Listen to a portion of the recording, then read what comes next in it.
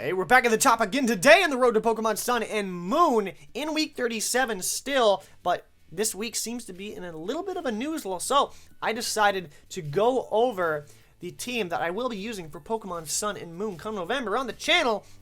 And keep in mind that there are a little bit of a backstory and a little bit of a reasoning on why I'm choosing this team. So bear with me as I go over the team that I am using for Pokemon Sun. Hashtag Team Sun. Anyway, so we all have to start somewhere, you know. And with that, we have 3 starters to choose from. But as of late, I've decided on a different way to choose my starter. Because, of course, we're going to go on a little field trip here. Generation 1 through Generation 5 was a little bit of an issue. Because when I was choosing my first starter in each of those generations, and the first time I chose one out of those 3 starters, I always knew what they evolved into, their stats and move pools, because the game already came out in Japan, and we already had that information known. At least, for me, at least. But starting in Generation 6, it got a little bit more interesting, because nobody knew the insides and outs of the starter Pokemon. And that's why in Generation 6, I ended up going with Fennekin, because how I looked at it was, I looked at the Pokemon with the most potential competitively and design-wise. And for some reason, I thought a Firefox was a really good design potential. And then the whole Fire Psychic thing, really good competitive design potential. Which, yeah, it did kind of make sense, you know. And it was pretty interesting to think on what that was. Albeit I set my standards too high, that's why I was super underwhelmed by Delphox's design. But all in all, I'd still probably do it again. I love you, McLeod. Anyway, okay, I'm just kidding. That was just my that was just my nickname I gave for that one Delphox when I originally chose it. But Delphox did come in clutch for me on many occasions, so that's why hearts out to you. Anyway, but that's Generation 6. This is now Generation 7. So which starter will I be going over? So like I say, I look at the design potential and the competitive potential. And how I look at it is that how is it going to work, you know? How is it going to work? Well, I'm looking at all 3 of these, and the one that I'm drawn to the most is actually going to be Litten for some reason.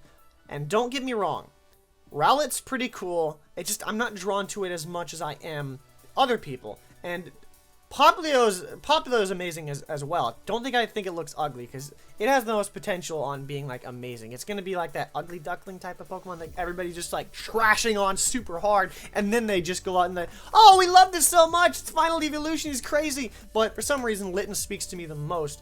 Maybe it's because I own a cat, I don't know. But I'm not always drawn to the fire type. Keep that in mind, because I did pick Blastoise, Samurott, and Swampert for water types originally, and then Torterra in Generation 4. Don't think I'm just bad with grass types. Don't think I hate grass types. It's just that's the one I ended up picking the most that's the one that I picked in Generation 4. I'm not sure why. Maybe it speaks to me the most in 2007. But with Litten, it's, I don't know, for some reason I'm thinking of like a tiger looking thing that spews fire. I just imagine these things in my head on what could happen to this Pokemon, and then I imagine like what it could be. And with the leaks that came out with it being a wrestler, possibly being a dark type, or if worse comes to worse, a fighting type, which I'll be fine with. I'd be okay with it. It wouldn't be as much of a letdown as Tepig was, but I'd be fine with those types because the design is actually pretty cool. You have to keep in mind, if you're not expecting a 2-legged thing with, like, for example, Tepig, I was expecting that to be like a boar that actually was on all of its feet. 4 feet, okay? And then it got up on all 4s. That really annoyed me, okay? That really did, like, that just really annoyed me just because, don't get me wrong.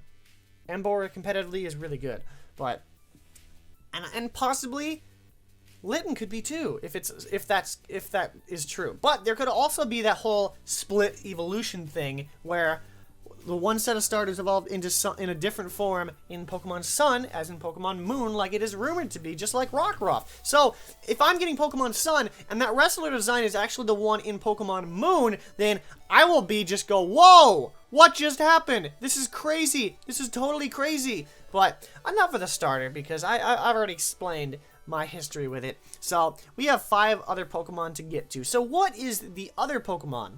Well, those I have no idea.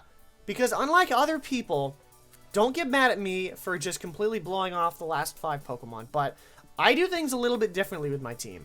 I don't actually pick my Pokemon based off of what I really just want to use, because I need it to fit my team, and I also need to spread it out across the entire game, because I don't want to just cram all my Pokemon all in one area, because what if they're all early on? What if I can catch them all early on in the game?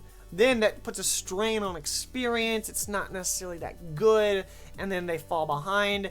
It just doesn't bode well for me, and I don't like doing that. So that's why I wait until the game and see where everything is. Don't get me wrong, there are Pokemon that I really want to use. I can go down them right now. Right now! I mean, Lycanroc. Lycanroc is amazing. Like, he's definitely up on the chart that I want to use, like, right quick when I get into competitive. Pikipek, I still don't know what its final evolution is, but I'm always had the soft spot for those bird-type Pokemon. Vikavolt's interesting. Bruxish is going to just destroy Talonflame. We also have Salandit, which is, like, I'm always for new type combinations, and Salandit is definitely one of those, especially if it's a fast little critter, you know?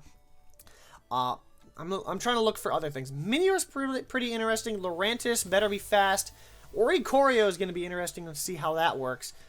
And I think, oh my goodness, this one is definitely up on the high on the list, because I'm looking at it right now. Jangmo-O right now looks like it has great potential. And I always have, like, if I had a second favorite type, it's going to be Dragon. And Jangmo-O looks like such a great potential for that final evolution. Don't get me wrong. Other than that, that's all that speaks out to me for the new Pokemon. Of course, we have Alolan Ninetales, which is going to be nuts, because that thing is going to be a fast, offensive monster. We also have Alolan Marowak, which is immune to both Thunderwave and Will-O-Wisp. And then we have Alolan Raichu, which is going to break the meta game completely off the chain. So, and don't forget, the reason why I don't actually pick my Pokemon right off the bat is because we have so many unreleased Pokemon. I guarantee you, so many unreleased new Pokemon, so many unreleased Alolan forms, and so many, and maybe even unreleased Mega Pokemon. We don't know. That is another reason why I don't actually pick my Pokemon. Because what happens if I go, oh, I have all these select Pokemon, and then all of a sudden I just see a new Pokemon that I've never seen before and go, oh my gosh, this Pokemon is amazing. I wish you could see me right now, see my face cam right now, because I'm like literally just flailing my arms each time I'm saying this, because I'm just so excited for this game. I'm looking at all these Pokemon that I really want to use, but I just have to wait on it, because if it doesn't fit my team, and if I get them all too early, and if there's a Pokemon I really want to use that's unreleased, there's just too many question marks all in one, so you're just going to have to stick around and find out what I'm going to do. This is not an advertisement to watch my videos, but it's just literally that's what's gonna happen. So this will end week 37, albeit on a kind of questionable note. I apologize if you wanted to see all 6, but I had to explain how my Pokemon team was going to look, and this is how I've always done it, since at least since Generation 6, since we don't actually know all the teams. But this is how I've always done it in every single game, and that's just how I roll. So apologies again if you wanted to see a team of 6, but like I said, that's not how I do things.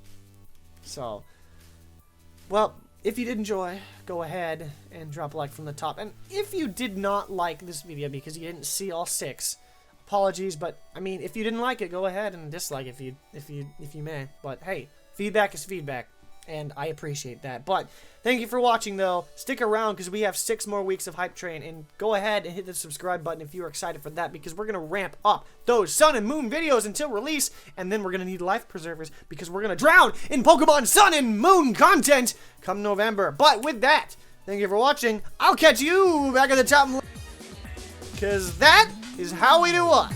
Hey, stupid! It's like, thanks! Thanks, Shauna. I know I'm stupid. I just lost a Pokemon. He dropped the base so hard he flinched. Oh my gosh! dropping the bass! Woo!